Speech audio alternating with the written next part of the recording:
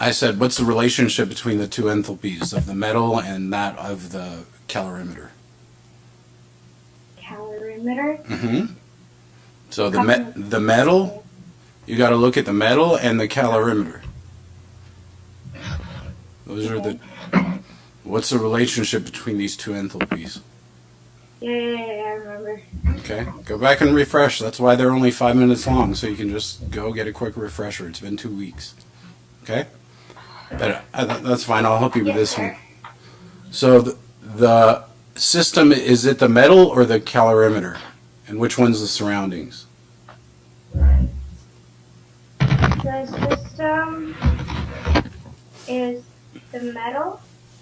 Good. And then which of the two formulas are we going to use? So we're going to use Q equals heat capacity times change in temperature. Oops.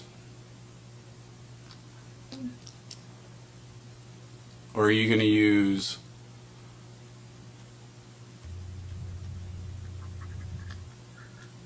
that formula? Because these two are equivalent, right? Cool. Right. Do you remember that relationship? Yes. Do you know what the definition of a heat capacity is? What is the definition of a heat capacity?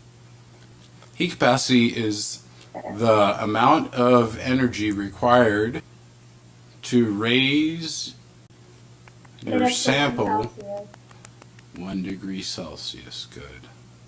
It's there. I know it's there. You just haven't seen it in a while. That's why I'm telling you. You should probably go back and review a little bit, and I think you'll be fine. So, and the only difference between that, if you divide both sides by the mass, you get the specific heat, which is going to be per gram because of the mass on the bottom. Okay? So now, back to the problem. For the system, the metal, since I didn't give you the mass of the metal, you have to use the C delta T formula. Right. Okay? And then for the right side, I should have given you the mass. I apologize, I did not. So I don't think it would have made a difference. But in this case, let's say there's 40 grams of H2O. Okay, in the calorimeter.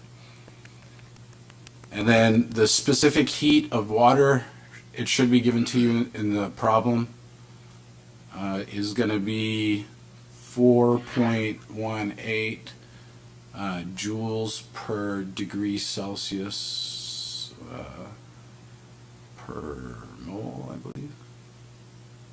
So, of these things, C is what we're looking for, and the rest we can plug in. The initial or the final temperature of both the metal and the calorimeter is 52 degrees Celsius. Minus. And initially it was 75, right? And then minus 40 grams. Then the specific heat. Actually, this should be grams, I'm sorry. Do you have any doubts? Do you understand what I'm saying? Yeah, so far. For the second change in temperature, that's supposed to be 52 minus 25, right? No, the second change is going to be the initial water. Oh, yeah. I'm sorry, 52 minus 25. That's exactly right. Sorry. I had it backward. Thank you. Good. Let me go get my calculator just a sec. Alright. So we're solving for C, so 52 minus. Is it okay if we have a negative number? Is it okay if we have we have a negative sign. Whoa, what's going on with my screen? Come back over here. Alright, so yeah, this negative sign will cancel it out. Okay. And then this will be a negative. Your final heat capacity should be positive. Yeah, because the negatives will end up canceling out when you divide. Okay. And by definition, it's an endothermic process. You're adding heat. The heat capacity is the energy required to raise your sample 1 degree Celsius. So how much heat are you adding to it?